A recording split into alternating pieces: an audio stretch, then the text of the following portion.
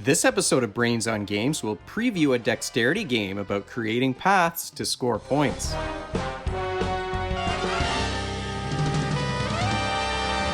Welcome to Brains on Games. I'm Dr. Brian McDonald. In this episode, we are going to focus on a dexterity game where you're flicking discs across the board in order to create pathways that will make your pathway to victory a little bit easier. It's a game that's up on Kickstarter now, and the campaign is coming close to ending.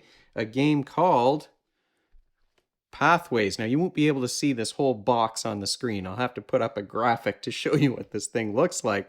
But Pathways is a game that, with the base game, you can play with 2 players. The box says age 14 and up, but there's no way that an 8-year-old couldn't figure this one out. And in fact, there are ways to make the game a little bit easier for the younger kids. And it's a game that plays in anywhere from 5 minutes to half an hour, depending on how many points you decide to assign as the marker of victory. Let's take a deeper look at Pathways. Pathways is a light game in terms of its complexity, and it's a game that comes in multiple different ways. If you look at the campaign, the playmat is about 2 feet by 2 feet. It's about the size of a crokinole board, but you can roll it up, and that makes it very portable. Like I said, with the playmat, you can play with up to 4 players. You can play games where you're trying to be the one who gets your discs closest to the center, or like bocce, trying to get your discs to be the ones that are closest to a white disc that moves around the board as you bump into it. But the main game is the one that's played on this double-sided wooden board with holes in it that you can see here. Now, this board is, this is why it's called Pathways, because what you're trying to do is shoot these discs into holes in the board, and the number of discs that you get into your opponent's back row, that's the number of points you get for that round. And you decide at the beginning of the game how many points you're going to play to determine victory. So in the rule book, they say you can play to about 11 points. We played a bit of a longer game. We played up to 20 points when we played it. Now, another thing that you can do, and it does mention this in the rule book, the board is double-sided. So basically, most of the time, you're going to be playing and scoring points only by getting your discs into the very back row. But if you're playing with younger kids, you can score the back 2 rows instead. So if my opponent shoots anything into these back 2 rows, they're going to score a point on me. And like I said, they count up to 11. I mean, if you wanted to, if I was playing with a younger kid who's not really used to these kinds of dexterity games, I would be allowing them to score in their back 2 rows on my side, but I would only score in the very back row. So you can handicap the game a little bit in that way. There are variations on the game even with this board. So I'm talking about the main game that we played, where you're trying to shoot your discs across the board into your opponent's back row. But there are other rules where you're trying to get maybe 3 of your color in a row across the board. So you've got a dozen of these discs, and you're going to hear it rattling. There's 2 different little bags of these discs, and the one in the prototype that I received is one that has red and black discs inside it. And these are acrylic discs. They have a nice weight to them. They're just heavy enough that they slide easily, but they do have some tactile presence on the board. And these ones, as you can see, they sort of look like little candies. My son was like, I'm going to be tempted to eat these things if I play this game.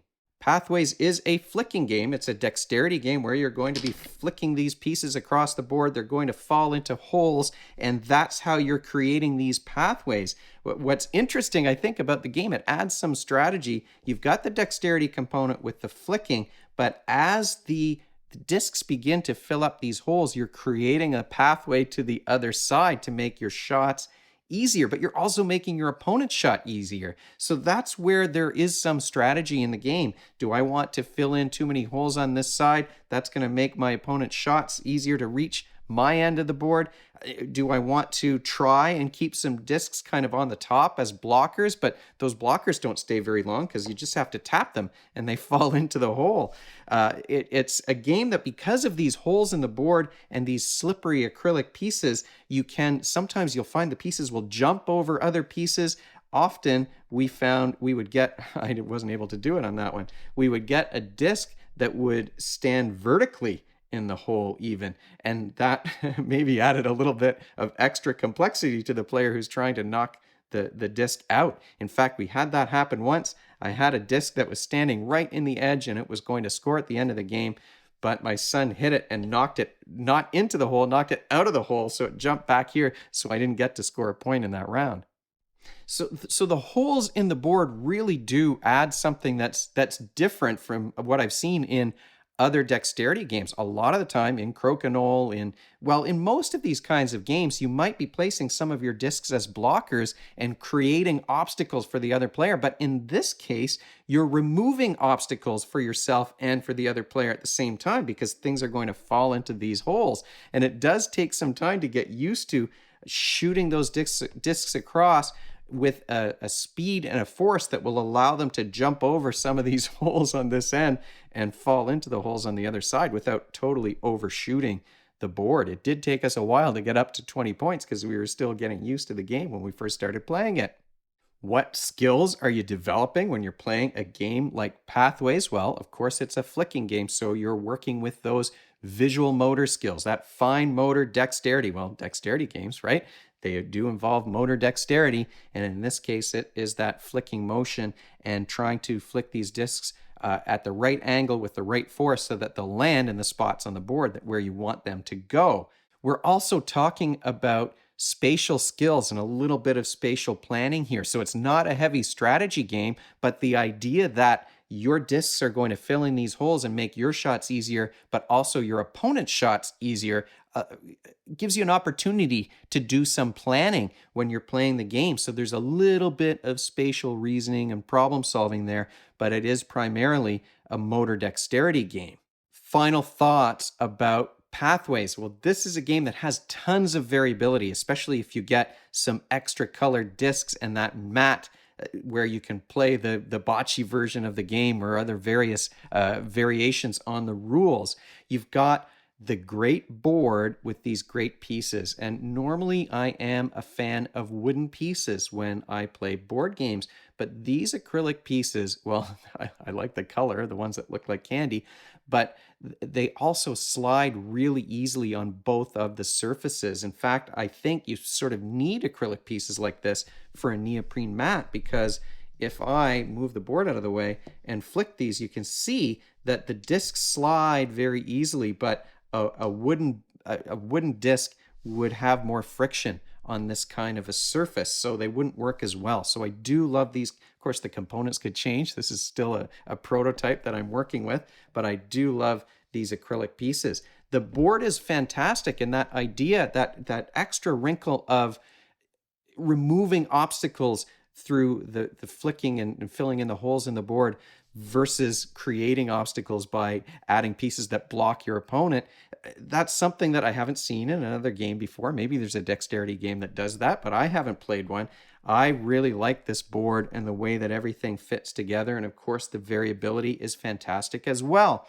The idea that you can handicap the game so that younger players can score in the back two rows instead of only the back row, that really widens things in terms of who you can play this game with. So an adult could play with a younger kid and you can still balance things out at least a little bit. So this game, who's got two thumbs and loves flicking games, dexterity games? It's this guy right here. I love these kinds of games, and this one adds enough unique things and enough variations that it's one that I'm going to want to have on the shelf and want to pull out often. I can't wait till my older son comes over so that we can try this one out.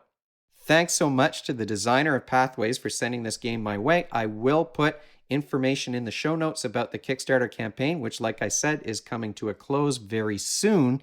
If you have any questions or comments, you can leave them in the comment section below the video, or you can email me at brian@brainsongames.ca.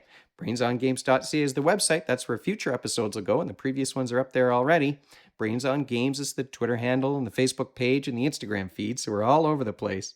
And if you enjoyed this video, you want to be notified of future ones, you can head on over to YouTube and click that subscribe button.